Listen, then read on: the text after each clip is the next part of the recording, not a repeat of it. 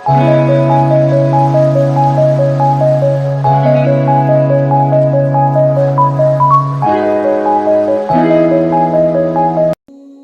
ایسا بھی ہوتا ہے جب ہم جائے نماز پر اللہ سے مانگنے کے لیے بیٹھتے ہیں تو نہ آنکھوں سے آنسو نکل پاتے ہیں اور نہ ہی زبان سے کوئی بھی دعا لفظوں کی شکل میں کہی جاتی ہے۔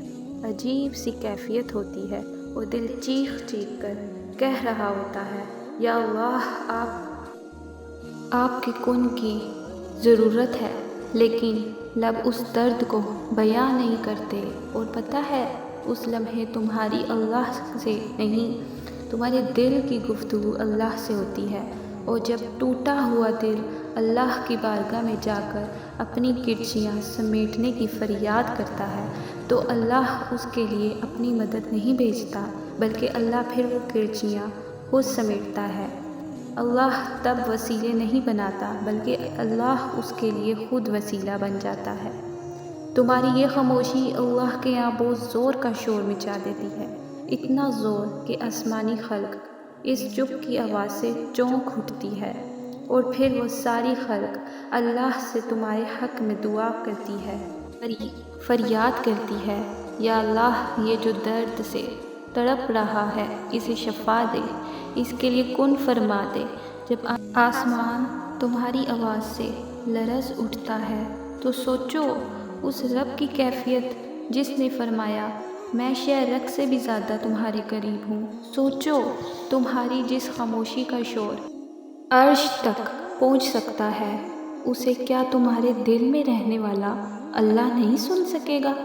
وہ سب سنتا ہے، وہ سب جانتا ہے، تب بھی جب تم کہتے نہیں اور تب بھی جب تم کہنا نہیں چاہتے۔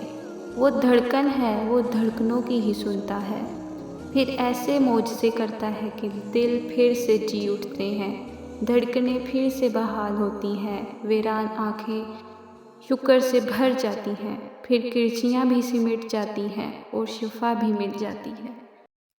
کیونکہ ہمارا دل صرف اللہ کی یاد کے لیے بنایا گیا ہے، تو جب ہم اپنا مقصد بھول جائیں گے تو یہ دل بھی ہمیں سکون دینا بھول جاتا ہے۔ اسی طرح آپ کے دل کو اللہ کے لیے بنایا گیا ہے، اس کا مقصد اللہ کو یاد کرنا ہے، تو جب آپ زبردستی اسے اپنے نفس کی خواہش میں الجھائیں گے تو اس کا حال بھی ان پنکھوں جیسا ہو جائے گا جن کے ہونے یا نہ ہونے سے کوئی فرق نہیں پڑتا۔ آپ قدرت کے مخالف جائیں گے تو آپ کو نتیجہ کبھی بھی اچھا نہیں ملے گا۔